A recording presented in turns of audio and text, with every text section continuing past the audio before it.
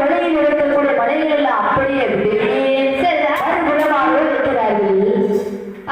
இப்படியாகவே மூடப்படிகள் உடைச்சூழ தக்கதாகவே அம்மையாக உலகெல்லாம் வரக்கூடிய வேளையில் முக்காட்டில் வருகின்றார்கள்.